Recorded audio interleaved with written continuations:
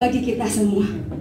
Haleluya, puji Tuhan. Mari kita mau katakan bersama-sama, terima sukacita surga. Haleluya. Terima sukacita surga bagi Tuhan.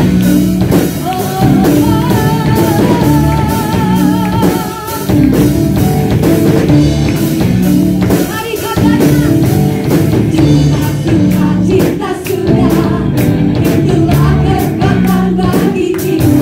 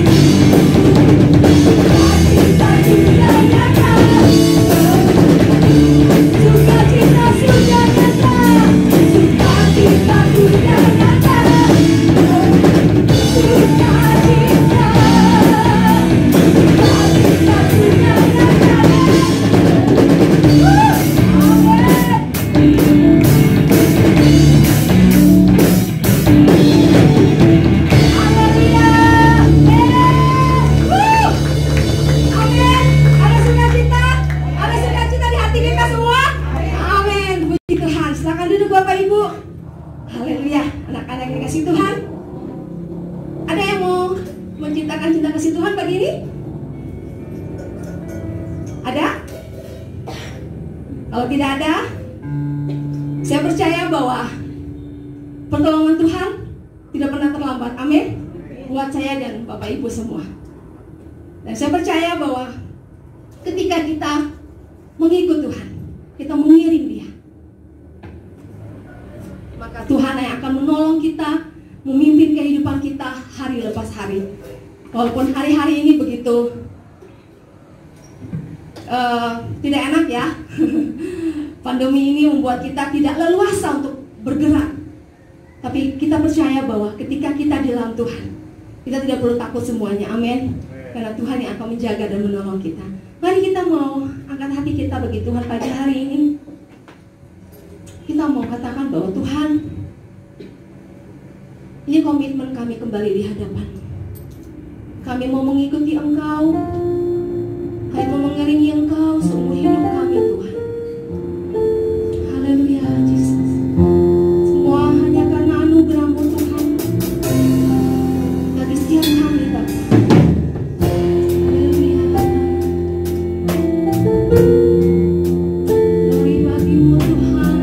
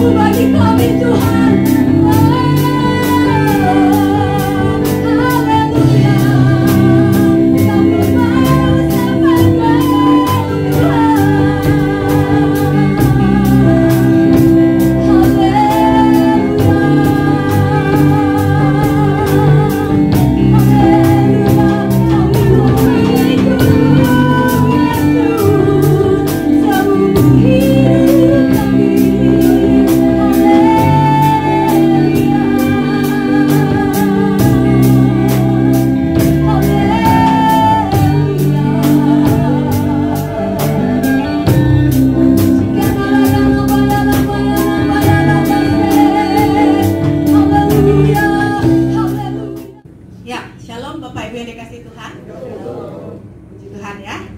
Ini babak baru bagi saya, naik di mimbar baru.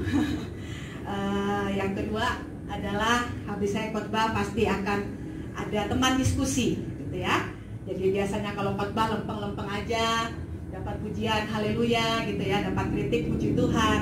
Nah nanti pasti ada feedback atau ada hal-hal yang dapat di-sharingkan gitu ya dengan Pak Gembala gitu ya.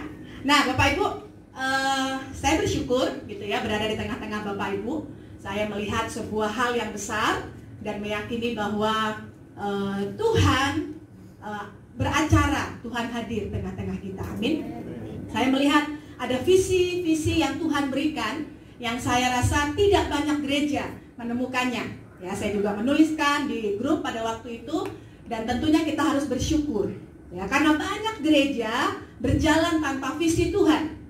Banyak gereja mimbarnya tidak memperkatakan kebenaran Tuhan.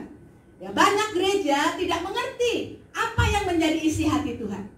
Ya Bapak Ibu, kalau kita diarahkan kepada visi demi visi Tuhan hari-hari ini, kita harus menangkapnya dan harus menghidupinya. Amin. Amin. Nah Bapak Ibu, di dalam masa pandemi ini saya melihat ada 3 golongan orang.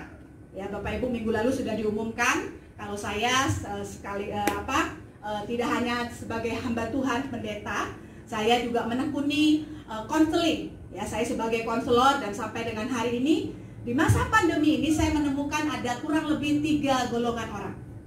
Yang pertama adalah orang yang mencari saya ya untuk di konseling gitu dan berkata, Bu Afriani, apakah ada obat tidur yang dosisnya rendah yang bisa saya konsumsi? Bisa dibayangkan ya, orang pada level ini mengalami sebuah titik stres. Kenapa? Karena di perusahaan atau di tempat pekerjaannya orang-orang seperti ini mungkin mengalami pasang surut. Biasa gajinya full, hari ini mungkin terima separuh atau mungkin sebagian. Ya, mereka berkata, apakah ada obat yang bisa dikonsumsi supaya tidurnya pulas? Bapak Ibu, saya bukan psikiater, memang tahu obat-obatan yang bisa dikonsumsi tapi nggak berhak memberikan obat. Ya, saya bisa dicabut hak konselor saya, gitu ya, karena memberikan obat sembarangan. Nah, orang-orang seperti ini mengalami banyak hal. Ya, ketika saya dampingi, ketika saya konseling menemukan ternyata di tempat pekerjaan di masa-masa pandemi seperti ini mengalami yang sudah saya katakan. Ada yang kedua adalah tipe orang yang biasa-biasa, ya, slow, ya, tidak ngalamin rasanya guncangan pandemi, biasa-biasa aja. Sehingga apa? Sehingga merasa ya udahlah, ya, nggak gereja, nggak ikut ibadah online ya udah biasa. Ya, tidak mempersiapkan diri setiap hari Minggu mengikuti ibadah ya biasa. Gitu ya, karena nggak ngalamin goncangan. Mungkin ada tetapi di reject atau dilupakan. Tetapi menarik saudara, ya ada beberapa jemaat saya menghubungi sampai nangis-nangis berkata, Bu Afriani gitu ya, hari ini saya bisa closing, bisa ada orang datang untuk deal dengan saya untuk masuk asuransi. Ada yang berkata, wow puji Tuhan, Bu Afriani, apakah ada orang yang bisa jadi karyawan saya? Saya butuh banyak pengerja hari-hari. Saudara, kontras sekali ya. Saya nggak tahu kita di golongan yang di mana, tetapi saya berharap dengan visi-visi yang Tuhan taruhkan, kita menjadi pemenang-pemenang di tengah pandemi ini. Amin. Amin. Ya. Dan saya melihat bahwa orang-orang yang setiawan, orang-orang yang hidup di dalam kebenaran Tuhan, hari-hari ini sekalipun goncangan, ya tadi pujian saya nggak tahan, walaupun bumi bergoncang gitu ya, wah kita tetap di dalam pemeliharaan Tuhan. Amin. Nah saudara, dalam pergumulan saya di khotbah perdana di mimbar ini, Tuhan menyingkapkan satu hal. Ya, saya sering berdiskusi dengan Pak Gembala tentang jemaat di tempat ini sebelum dan sesudah saya ada di sini. Ya, lalu saya menggumuli gitu ya perjalanan gereja di tempat ini, sekalipun belum detail ya, karena ternyata suami saya ini menceritakan hal-hal itu kadang surprise bagi saya. Ada hal-hal yang belum diceritakan semua. Ya begitu mungkin ya pengalaman Pak Roni ya berumah tangga ya. Jadi ada rahasia-rahasia yang jadi kejutan gitu ya. Nah, salah satunya yang sering kita diskusikan adalah tentang jemaat. Nah, Bapak Ibu, ya, gereja di tempat ini hidup dengan visi, hidup dengan kemurahan Tuhan, hidup dari kelimpahan Tuhan. Dan saya melihat jemaat di tempat ini adalah jemaat yang perlu bersyukur. Karena apa? Dalam setiap beberapa kali doa, ya setiap doa pagi di tempat ini ada firman yang terungkap. Dan itu jarang sekali terjadi di gereja-gereja tertentu seperti yang saya jelaskan. Saya melihat kebenaran Tuhan tumbuh di tempat ini. Nah, pertanyaannya adalah bagaimana supaya pertumbuhan itu menjadi sebuah hal yang dapat orang saksikan? Bagaimana pertumbuhan kita menjadi pertumbuhan yang kurang lebih berdampak buat keluarga kita? Ya, beberapa hari lalu, ya, Pak Gembala ketika kami penyembahan, dia berkata, saya mendapat penglihatan buah. Ya, dia berhenti sejenak, ya ada keluarga yang ikut juga bisa menjadi saksi. Sebelum dia menyebutkan buahnya apa, saya disingkapkan Tuhan buah jeruk, saudara. Dan dia bilang buah jeruk. Kami diskusikan dan dia menemukan buah yang di-sharingkan juga di grup. Sudah menarik, gitu ya. Ternyata jeruk itu, ya walaupun sudah disebutkan dengan detail, adalah buah yang kalau dibuka itu semerbak kemana-mana. Ya, karena ada beberapa orang yang kalau itu nggak suka makan buah karena baunya itu awet, gitu ya. Nah, seperti itulah kehidupan yang Tuhan inginkan, Bapak Ibu. Tidak hanya kita menjadi jemaat yang tahu firman, yang dicekoi firman, tapi nggak ada buah yang dihasilkan. Atau mungkin kita udah berbuah, tapi buah kita belum terasa. Saya disingkapkan Tuhan, ya, bisa tolong PowerPoint-nya dari Wahyu pasal yang kedua. Sudah mungkin tahu tentang 7 jemaat yang dimana Yohanes mendapat penglihatan di Patmos pada waktu itu, dan dia memberikan pesan demi pesan yang secara jelas disampaikan oleh Tuhan Yesus kepada 7 jemaat. Jemaat pertama yang disebutkan di Wahyu pasal yang kedua adalah jemaat di Efesus. Ya, Bapak Ibu mungkin yang sudah Kristen dari kecil, ya sudah ngikut PA banyak, memahami konten atau isi dari jemaat Efesus ini. Tapi mari kita lihat bersama Efesus Wahyu pasal yang kedua, ya ayat 1 sampai ayat 7. Ya, beberapa bagian akan saya potong untuk kita melihat poin-poinnya. Ayat yang pertama dikatakan, tuliskanlah kepada malaikat jemaat di Efesus, inilah firman dari Dia. Dikatakan apa? Yang memegang ke-7 bintang. Ke-7 bintang itu di tangan kanannya, dan berjalan di antara ke-7 kaki dian emas itu. Saudara, sebelum kami menikah, ya dalam doa yang kami bangun, ya saya berkata, saya belum pernah datang ke tempat ini melihat gereja ini. Tapi Bapak Ibu, dalam penglihatan saya waktu itu masih di Jakarta, saya melihat di sini kaki diannya terang sekali. Saya berkata, di gereja situ ada kaki dian gak? Gitu ya. Saya lupa waktu itu jawabannya seperti apa, tetapi inilah gambaran ya jemaat di Efesus. Dikatakan apa? Aku tahu segala pekerjaanmu. Dikatakan apa? Baik jerih payahmu maupun ketekunanmu. Aku tahu, dikatakan bahwa dikatakan engkau tidak dapat sabar terhadap orang-orang jahat, bahwa engkau telah mencobai mereka yang menyebut dirinya rasul, tetapi yang sebenarnya tidak demikian, bahwa engkau telah mendapati mereka pendusta. Ayat yang ketiga, dan engkau tetap sabar dan menderita oleh karena namaku, dan engkau tidak mengenal lelah. Ayat yang keempat, ini poin dari jemaat Efesus.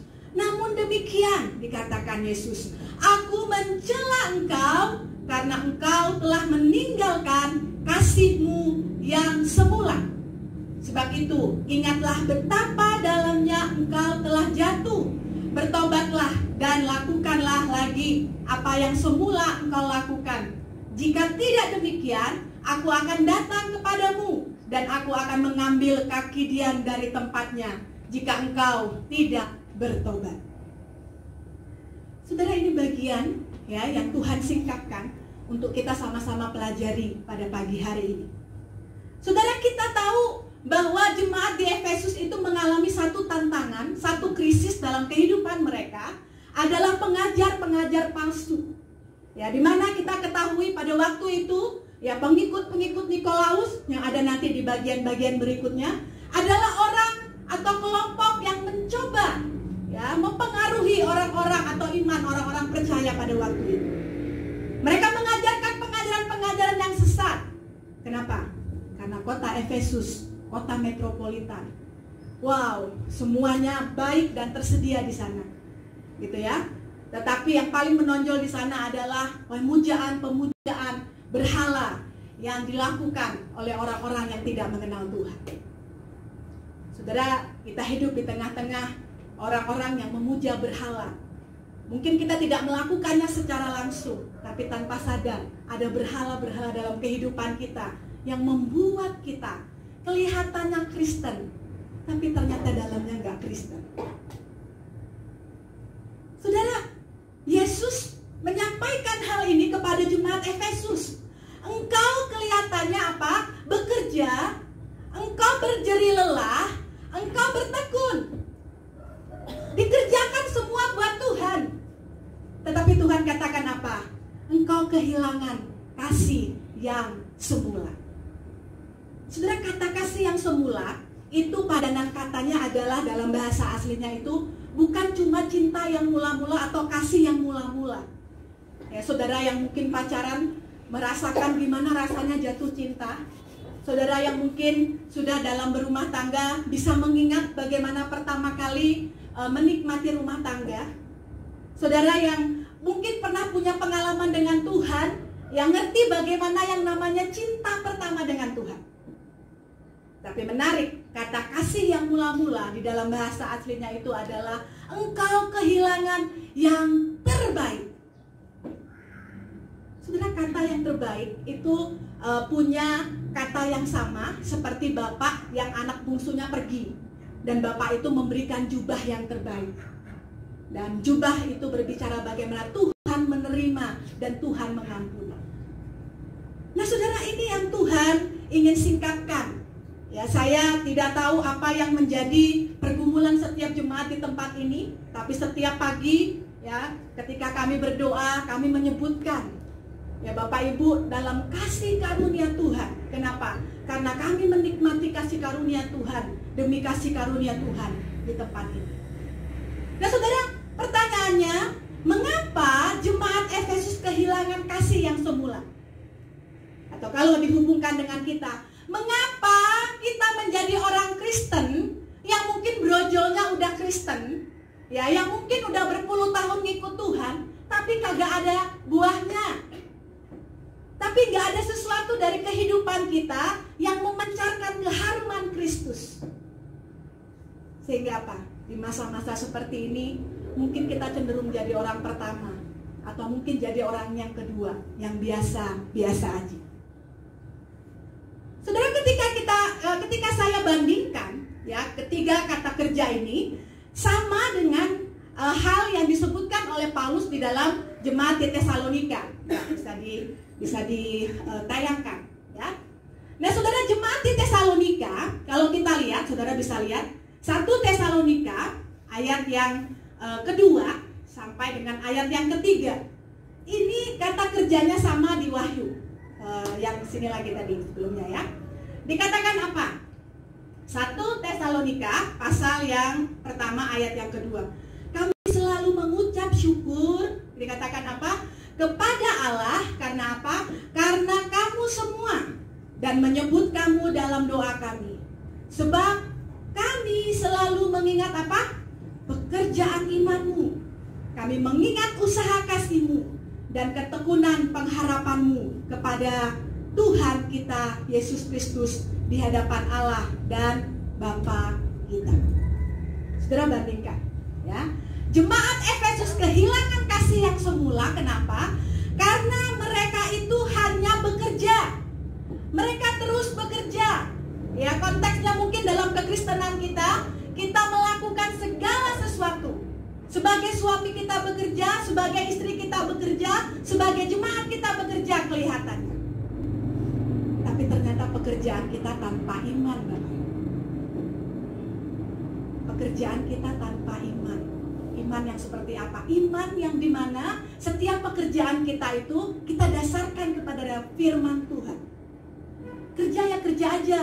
Bagaimana memikirkan tabungan kita bertambah, dompet kita tetap penuh, bulanan bisa dikasih ke istri, tanpa kita tahu setiap pekerjaan itu ternyata Tuhan menginginkan iman di dalam. Saudara, iman nggak bisa diukur.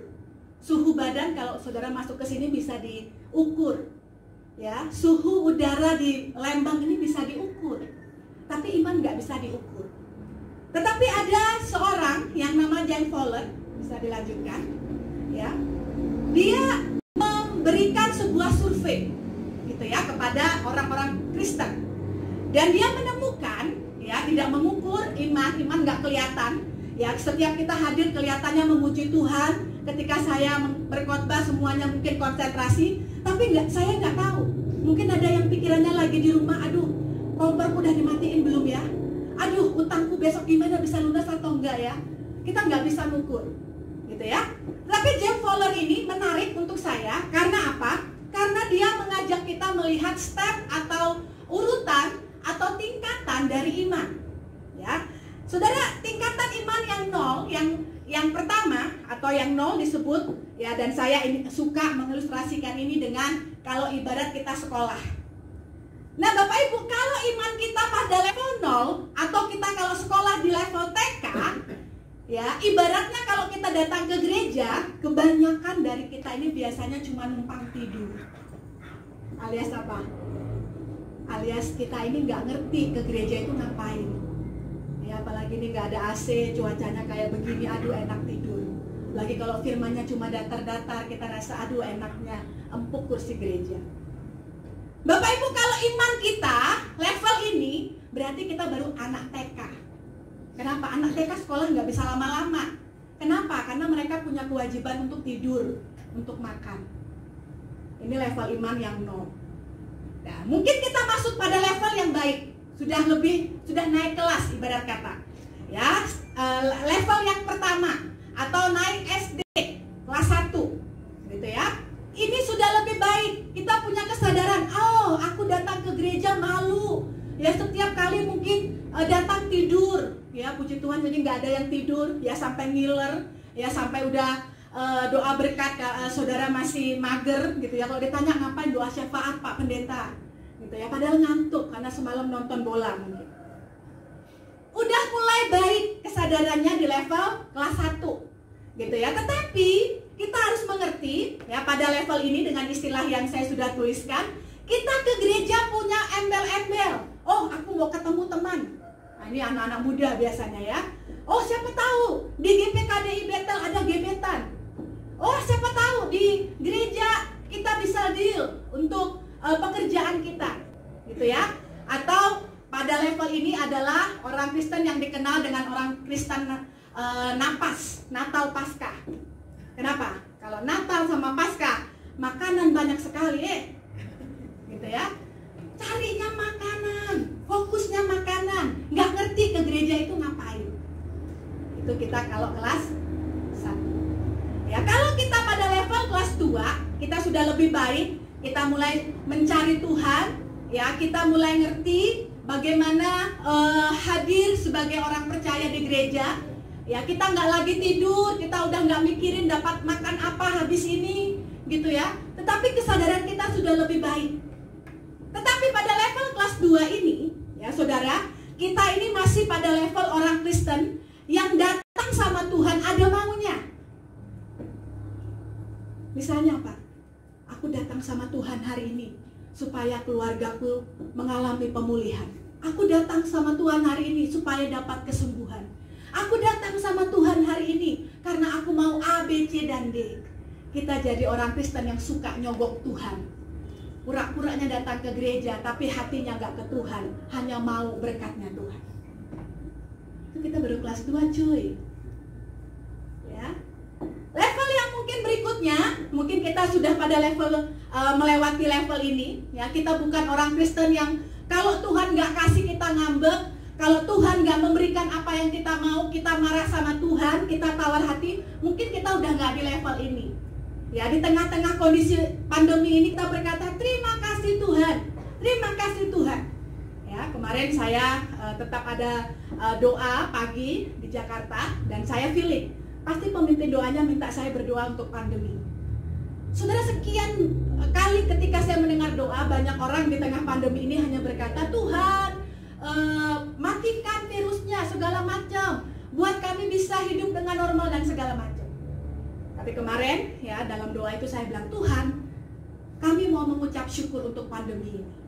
Kami mengucap syukur buat semua tim medis, semua yang Tuhan beri, angka kematian yang menurun, kami bersyukur, intinya bersyukur. Nah saudara, kita pun harus pada level iman yang demikian. Ya, kita harus masuk pada kekristenan ya, yang gak hanya cari dekatnya Tuhan, datang gereja hanya ada maunya, tapi ngerti apa yang Tuhan ingin untuk hidup kita. Kalau kita sudah naik kelas, mungkin SD kelas 3, ya ibarat sekolah, saudara pada level yang ketiga, ya dengan istilah yang saya tuliskan, kita sudah semakin baik. Kita ngerti kalau Tuhan gak berkati aku sekarang pun, aku yakin berkatnya sudah Dia sediakan. Kalau Tuhan gak sembuhkan aku pun, aku yakin Tuhan memberikan cara yang terbaik.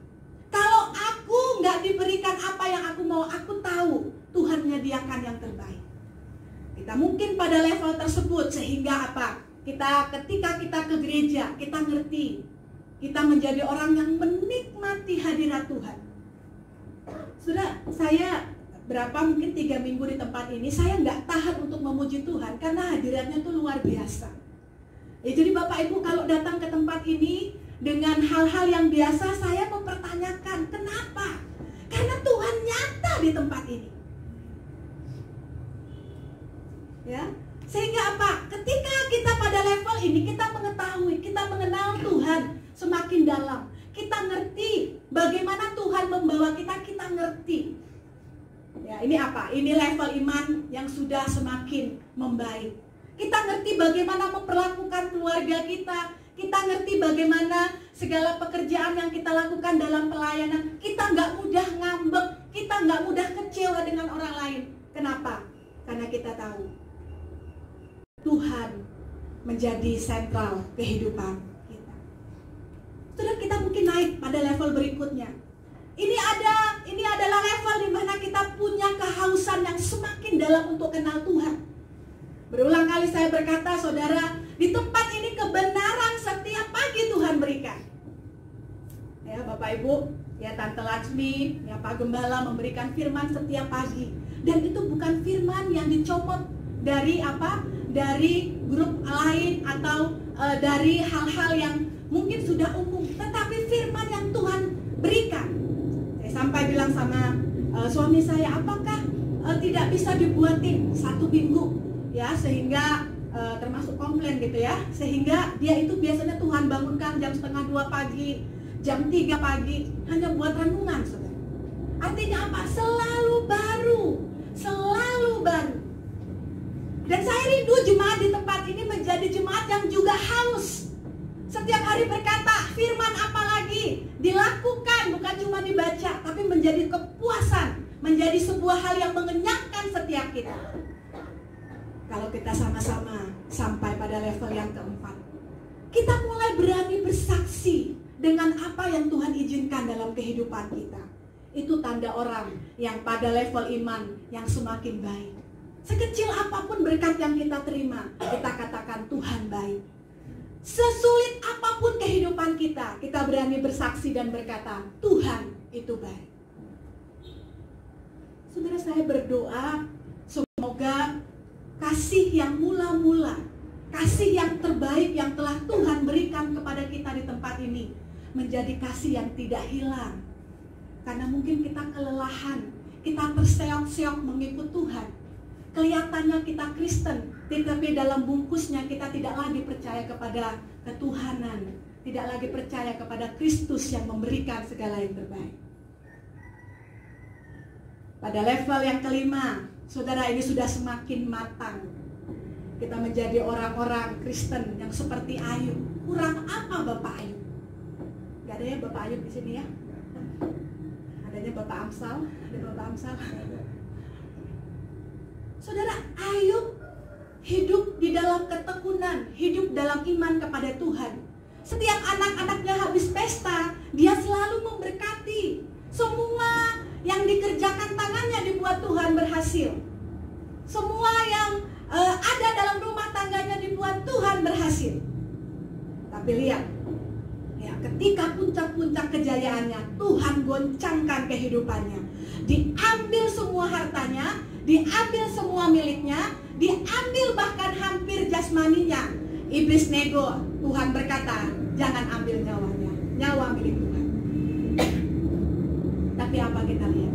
Ayub di pasal-pasal yang terakhir dia berkata, aku saat ini mengenal Tuhan bukan hanya dari kata orang, tapi aku ngalamin Tuhan dari apa yang sudah terjadi dalam kehidupan. Saudara, mari ngalamin Tuhan.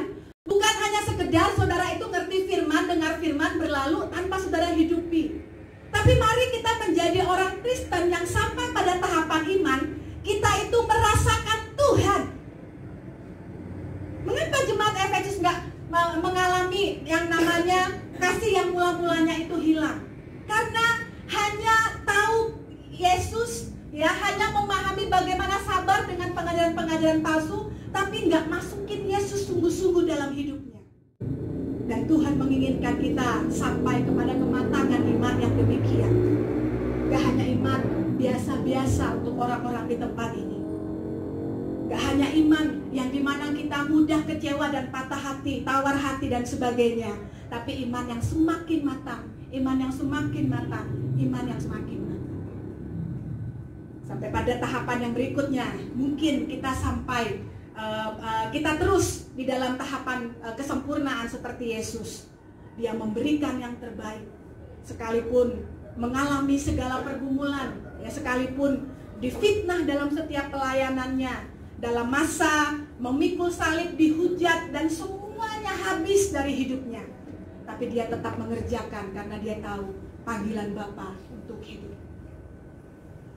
Terus saya berdoa, kita bersama-sama di tempat ini mengalami sebuah pengalaman iman yang membuat kita bisa menyaksikan Kristus di tempat ini. Amin. Saya berdoa setiap firman yang ditaburkan setiap hari, yang saudara baca lewat apapun medianya, menjadi iman yang bertumbuh, saudara. Sehingga apa? Membuat saudara semangat melakukan apapun. Membuat saudara semangat melakukan pekerjaan Tuhan. Membuat saudara semangat memikirkan apa yang Tuhan inginkan, apa yang Tuhan inginkan, apa yang Tuhan inginkan. Karena kalau hidup kita hanya fokus untuk diri kita, lama-lama itu yang terbaik dari diri kita itu habis, saudara. Tapi kalau kita fokus kepada Tuhan, maka semakin hari semakin kita dipertajam dengan apa yang Tuhan inginkan dalam kehidupan kita. Saudara, jemaat di Efesus hanya bekerja. Mereka nggak sampai pada iman yang sungguh-sungguh kepada Tuhan. Saya berdoa jemaat di tempat ini nggak hanya bekerja dalam hal apapun di dalam kehidupan kita, hanya sekedar bekerja keras, tapi nggak ada iman yang kita tumbuhkan di dalamnya.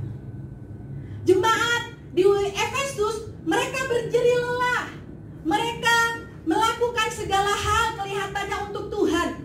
Tetapi dikatakan di Tesalonika, mereka mengerjakan segala sesuatu, usaha yang mereka kerjakan ada dasar kasihnya kepada Tuhan. Saudara, kalau kita kerja, ibu-ibu membereskan semua, ya, saya bisa memahami ya bagaimana nggak ada pekerjaan yang bisa rumah tangga itu nggak pernah beres, ya, selalu ada. Ya, tetapi kalau ada kasih yang kita lakukan dalam setiap jeri lelah kita, maka kita akan menikmati bagaimana melayani keluarga yang Tuhan percayakan. Saudara, kalau kita berjeri lelah untuk pelayanan di tempat ini tanpa kasih, saudara, kelihatan nggak ada rasanya, saudara. Ya, orang mungkin melihat kita tampil, orang mungkin melihat kita rajin ke gereja, tapi hidup kita nggak punya rasa. Kenapa? Nggak ada kasih di dalam setiap jeri lelah yang kita kerjakan.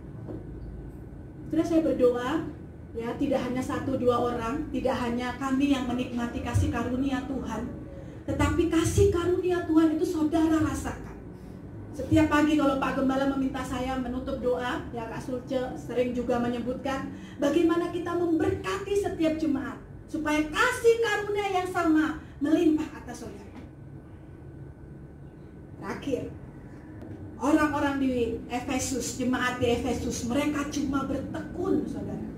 Kita mungkin bertekun menantikan kapan pandemi ini berakhir. Kita mungkin cuma bertekun dengan segala hal yang ada di dalam kehidupan kita. Tapi di Tesalonika, ya, di dalam ketekunan mereka ada pengharapan. Jemaat Tesalonika adalah jemaat yang menantikan kedatangan Yesus yang kedua kali. Sehingga apa? Mereka mempersiapkan diri mereka sebagai mempelai-mempelai Kristus. Saya berdoa, saudara, dalam ketekunan pergumulan kita, dalam ketekunan kita mencari apapun, kita meletakkannya itu dengan pengharapan kepada Kristus. Amin. Dalam ketekunan kita menantikan jawaban Tuhan, ketika kita bersandar sama manusia, kita nggak akan menemukan apapun, saudara. Tapi ketekunan kita di dalam pengharapan kepada Tuhan menghasilkan hal-hal yang tidak pernah kita pikirkan, tidak pernah kita lihat, itu yang Tuhan berikan, tidak pernah timbul dalam hati kita, itu yang Tuhan sediakan. Saya berdoa jemaat di tempat ini tidak kehilangan yang terbaik yang Tuhan telah berikan, yaitu penerimaan, yaitu pengampunan Kristus dalam hidup kita. Kita nggak jadi orang Kristen yang main-main, karena saat ini kita berlomba untuk mendapat bagaimana penghargaan dari Yesus Kristus untuk setiap kita. Saya berdoa ada iman yang terus ditambahkan, ada iman yang terus naik kelas di tempat ini, sehingga apa? Kita berlomba bersama-sama, saudara. Saya melihat ada mimpi yang besar, ada visi yang besar, yang saudara, kalau saya dan Pak Gembala dan mungkin keluarga yang mengerjakannya, kita nggak bisa, saudara. Kita butuh teman-teman, kita butuh jemaat-jemaat Tuhan.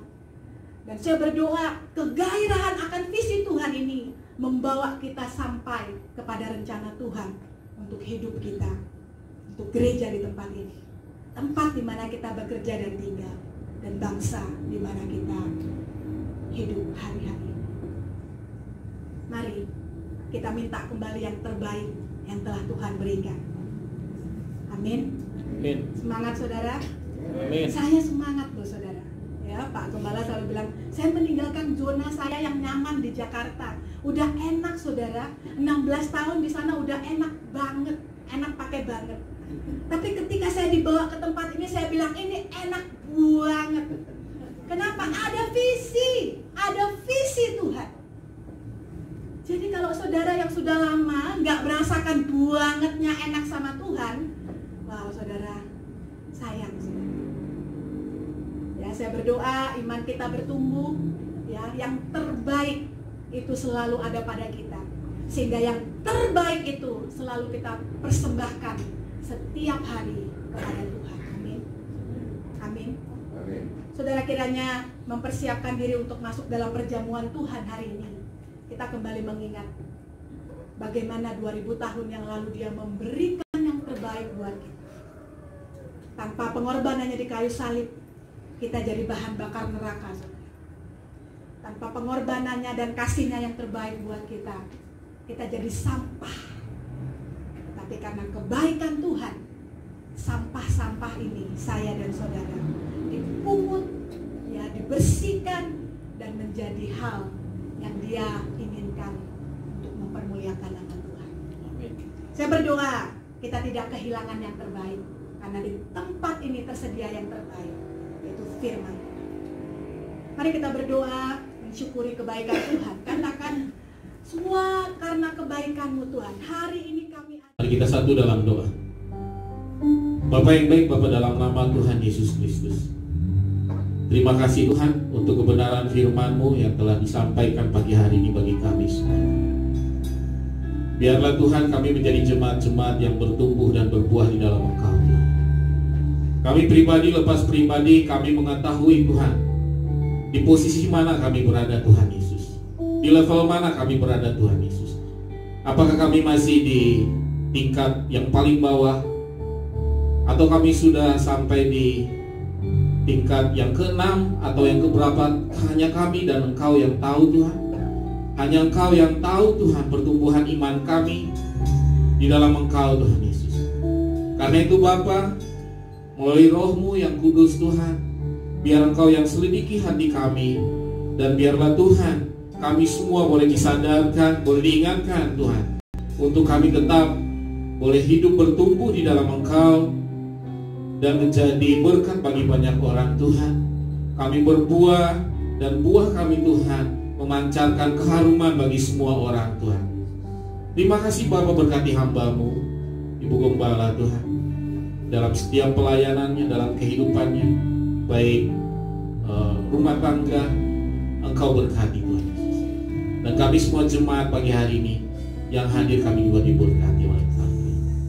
Saatnya kami menerima tubuh dan darah-Mu Tuhan. Biarlah Tuhan Engkau yang memberkati semuanya. Roti dan anggur yang telah kami sediakan Tuhan, kami percaya itu adalah tubuh dan darah-Mu yang telah Engkau berikan bagi kami semua. Bukti kasih-Mu Tuhan bagi kami semua di tempat ini yang percaya pada Tuhan Yesus. Terima kasih Tuhan Yesus. Haleluya. Amin. Bapak Ibu, sebentar kita akan menerima tubuh dan darah Tuhan. Saya akan membaca firman Tuhan dari Yohanes 6 ayat 53 dan seterusnya.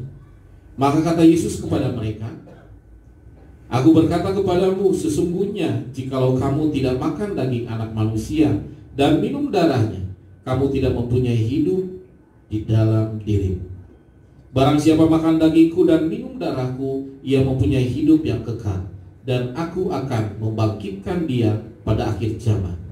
Sebab dagingku adalah benar-benar makanan dan darahku adalah benar-benar minuman.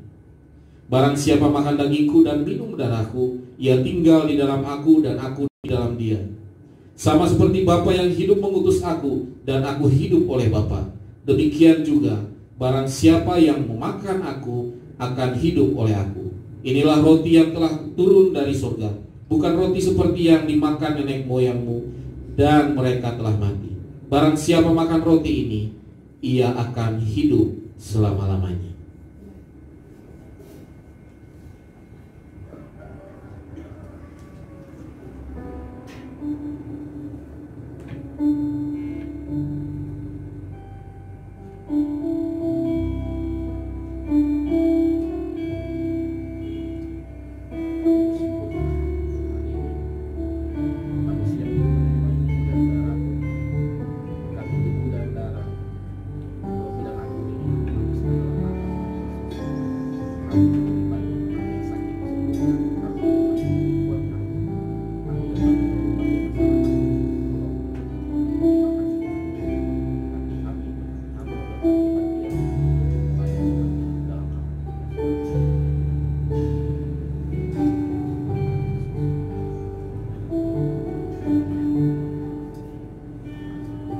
Jemaat yang dikasih Tuhan, mari kita bangkit berdiri sambil kita naik ke pujian pada satu bukit.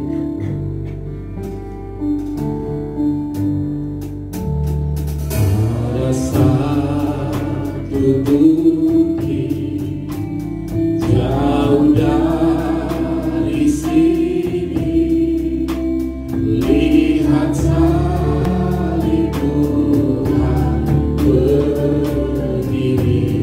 Sepotong kayu, sepotong kayu kasar, tanda dosa besar. Di sana Tuhan telah mati.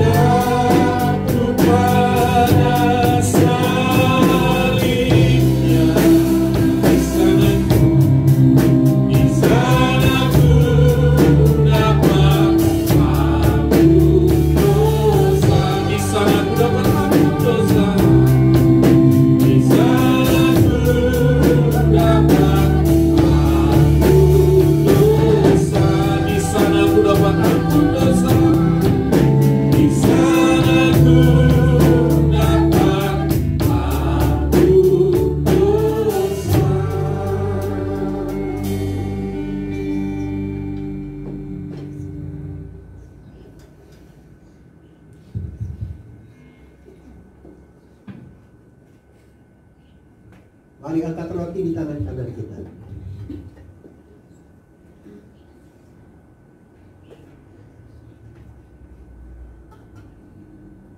Sebab apa yang telah kuteruskan kepadamu telah aku terima dari Tuhan, yaitu bahwa Tuhan Yesus pada malam waktu ia diserahkan mengambil roti, dan sesudah itu ia mengucap syukur atasnya, ia memecah-mecahkannya dan berkata, inilah tubuhku yang diserahkan bagi kamu, perbuatlah ini menjadi peringatan akan aku. Dengan syukur dan hormat kita makan di dalam nama Tuhan Yesus Kristus.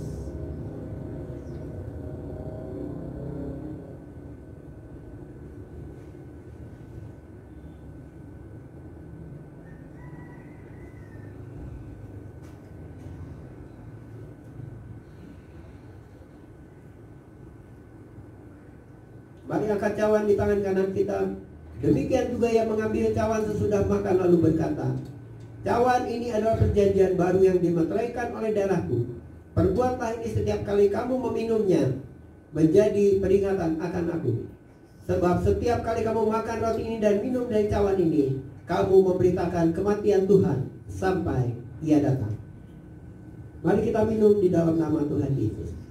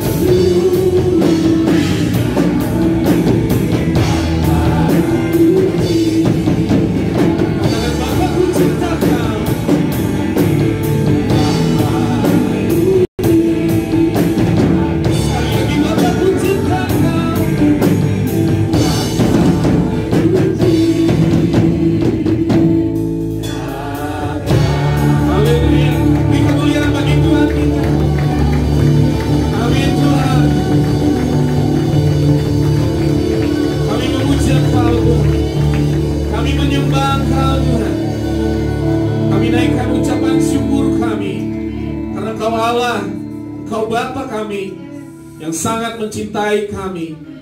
Engkau yang mengasihi kami Tuhan. Engkau yang ada selalu bersama-sama dengan kami Tuhan. Dalam masa-masa sukar kami Tuhan. Hanya Engkau Tuhan, penolong kami satu-satunya Tuhan Yesus. Terima kasih Bapa. Terima kasih Tuhan Yesus. Nantinya Tuhan, kami berterima kasih dan mengucap syukur atas semua yang telah Engkau berikan bagi kami Tuhan Yesus. Haleluya Tuhan. Haleluya Tuhan.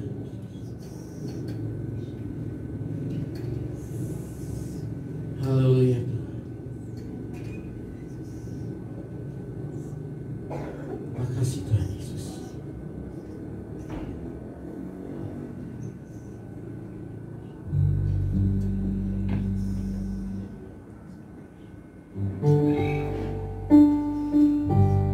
Amin Tuhan Yesus. Mari kita naikkan ucapan syukur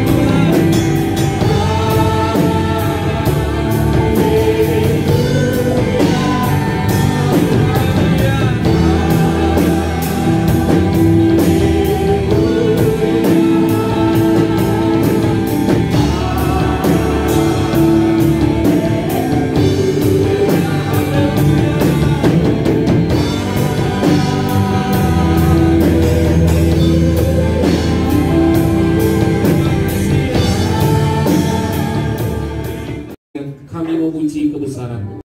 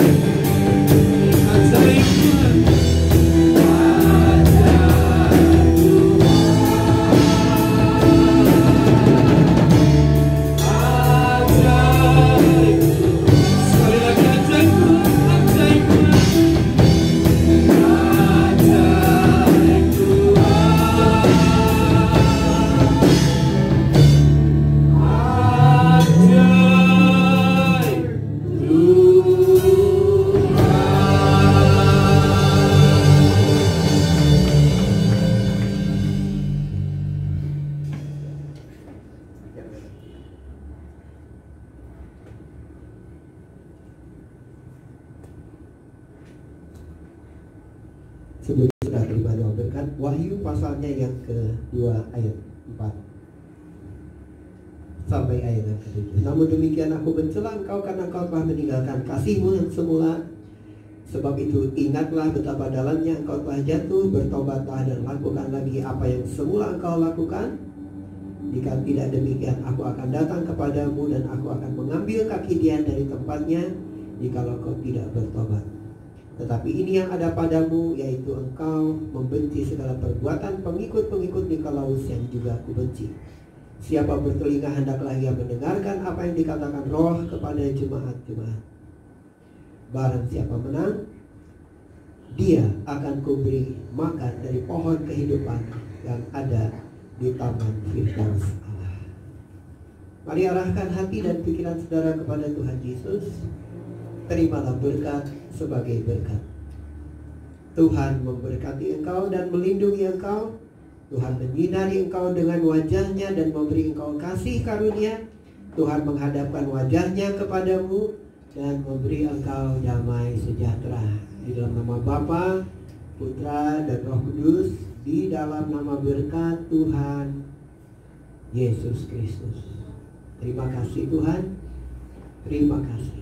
Demi Kristus Yesus Tuhan kami sudah berdoa, kami terima berkat Tuhan. Tidak lupa menyerahkan acara siang ini kepada Tuhan Yesus saja, supaya acara jalan sehat menyehatkan tubuh jasmani kami, membuat jiwa kami juga segar. Terima kasih. Demi Kristus Yesus Tuhan, semua yang percaya dan diberkati sama-sama katakan amin.